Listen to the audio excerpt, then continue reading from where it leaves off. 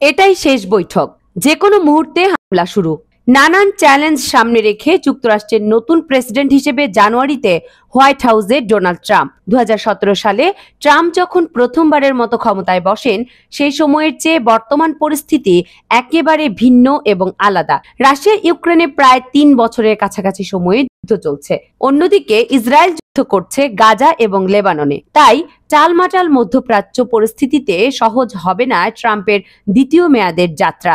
গুরুত্বপূর্ণ বিষয়টিকে কেন্দ্র করে মিডল ইস্ট আইয়ে মধ্যপ্রাচ্যের বিশ্লেষক ডেভিড হাউসের মতে, দ্বিতীয়বার ক্ষমতায় এসেই ট্রাম্প যেইভাবে তার প্রশাসন সাজাচ্ছেন, তাতে মনে হচ্ছে মধ্যপ্রাচ্য পুরোপুরি যুদ্ধের সব প্রস্তুতি নিচ্ছেন তিনি।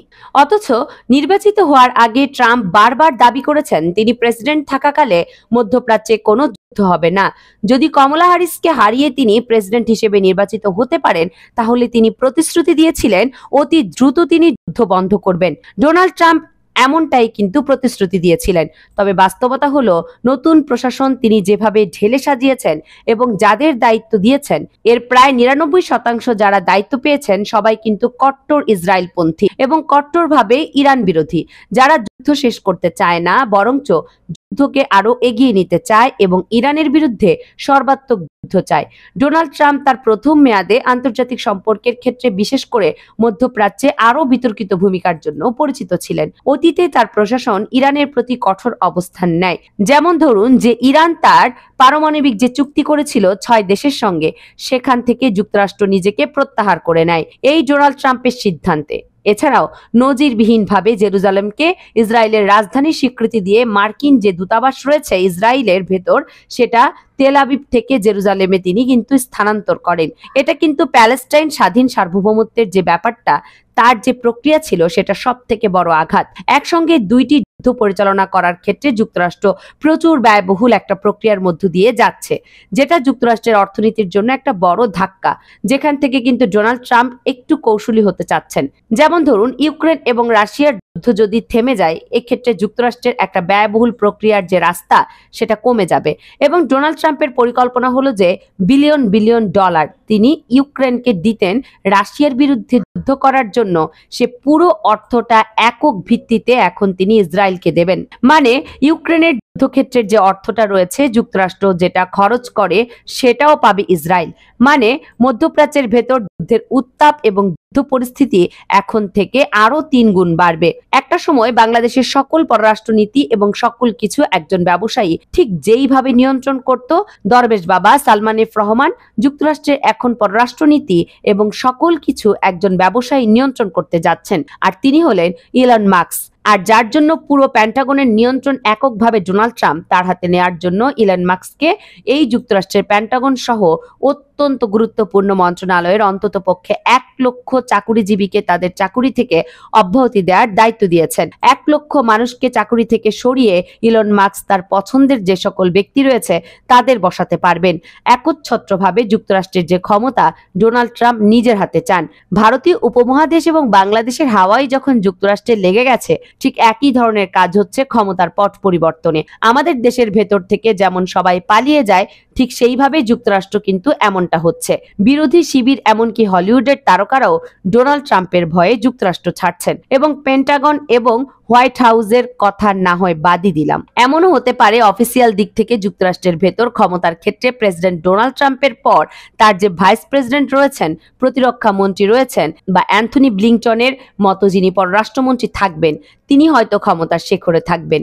এগুলো থাকবে একেবারে অফিসিয়াল ভাবে। তবে বাস্তবতা হলো, ডোনাল্ড ট্রাম্পের পর দ্বিতীয় যুক্তরাষ্ট্র সব থেকে শক্তিশালী ব্যক্তি হবেন ইলন মাস্ক। মার্কিন যুক্তরাষ্ট্রের পররাষ্ট্রনীতি, যুক্তরাষ্ট্রের সামরিক নীতি এবং যুক্তরাষ্ট্রের গুরুত্বপূর্ণ সিদ্ধান্ত ক্ষেত্রে এই ইলন মাস্কের অংশগ্রহণ সব থেকে ক্রিটিক্যাল হতে চলেছে। আর এর প্রমাণও কিন্তু পাওয়া গেছে। মধ্যপ্রাচ্যের ভাগ্যে আসলে কি ঘটতে চলেছে সেই বিষয়ে সিদ্ধান্ত নেওয়ার জন্য এই জায়গায় ডোনাল্ড ট্রাম্প ইলন মাস্ককে দায়িত্ব দিয়েছেন এবং ইলন মাস্ক নজিরবিহীনভাবে গোপনে ইরানের সঙ্গে বৈঠকও করেছেন। গুরুত্বপূর্ণ বিষয়টিকে কেন্দ্র করে যুক্তরাষ্ট্রের সংবাদ মাধ্যম দ্য নিউ ইয়র্ক টাইমস কিন্তু তাদের সংবাদ শিরোনাম করেছে যে ইলন মাস্ক গোপনে জাতিসংঘের ভেতর ইরানের যে অফিসিয়াল অ্যাম্বাসেডর রয়েছে তার সঙ্গে গোপন বৈঠক করেছেন এবং সেখানে কিন্তু বর্তমানে ইসরায়েল এবং ইরানের মধ্যে যে উত্তাপ চলছে এই বিষয়টিকে কেন্দ্র করে গুরুত্বপূর্ণ বৈঠক হয়েছে। নাম প্রকাশে অনিচ্ছুক ইরানি সূত্রের বরাত দিয়ে নিউ ইয়র্ক টাইমস তাদের খবরে জানিয়েছেন ইলন মাস্ক এবং ইরানি রাষ্ট্রদূত আমির সাইদ ইরাভানি গোপন জায়গায় এই বৈঠকটা করেছেন এবং এই বৈঠকের আলোচনা পজিটিভও ছিল আবার নেগেটিভও ছিল। এখন এখানে পজিটিভ দিক কি আর নেগেটিভ দিক কি এই বিষয়টিকে কেন্দ্র করে বর্তমানে যা জানা যাচ্ছে, ইলন মাস্ক এখানে পজিটিভ দিক থেকে বলেছেন যে 2 প্রমিস 3 অধীনে বর্তমানে ইরান ইসরায়েলে যে আক্রমণটা করতে চাচ্ছে সেটা যদি ইরান না করে তাহলে প্যালেস্টাইনি ইস্যুকে কেন্দ্র করে কি করে শান্তি ফেরানো যায় এই বিষয় নিয়ে আলোচনা করবে তারা। আর যদি ইরান এমনটা না করে 2 প্রমিস 3 দ্বারা বাস্তবায়ন করে যেমন তারা ঘোষণা দিয়েছে, এখান থেকে সরে আসার কোনো সুযোগ নেই। অবশ্যই ইসরায়েলে আক্রমণ হবে এবং তার প্রস্তুতিও নেওয়া হচ্ছে।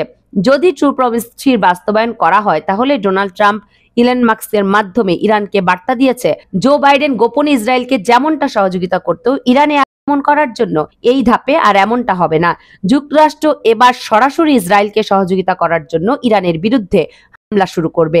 আর এই ঘোষণাই কিন্তু দিয়েছেন ইলন মাস্কের মাধ্যমে এই ইরানকে বার্তা পৌঁছানোর জন্য। এখন দেখুন এই ধরনের সিদ্ধান্ত বৈশ্বিকভাবে মধ্যপ্রাচ্যের পরিস্থিতি তৃতীয় বিশ্বযুদ্ধের দিকে নিয়ে যাবে। কিছুদিন পূর্বে ইসরায়েল ইরানের ভেতরে আক্রমণ করেছিল সেই ঘটনায় ইরানের আইআরজিসির অন্ততপক্ষে 4 জন নিহত হয়েছেন এবং সুপ্রিম লিডার অলরেডি ঘোষণা দিয়েছেন পাল্টা আক্রমণ করা হবে। এমন অবস্থায় পিছু হটার কোনো কিন্তু সুযোগ নেই। আবার ডোনাল্ড ট্রাম্প এমন ব্যক্তি যিনি কিন্তু জো বাইডেনের মতো নন, তিনি ঠিক যেমনটা বলবেন তেমনটাই তিনি করবেন। এর পূর্বেও তিনি এমনটাই করেছেন এবং বর্তমান সময় তো তার উচ্চ কক্ষ এবং নিম্ন কক্ষ দুই জায়গায় তার শক্তিশালী বিজয় হওয়ার পর তার অবস্থান রয়েছে।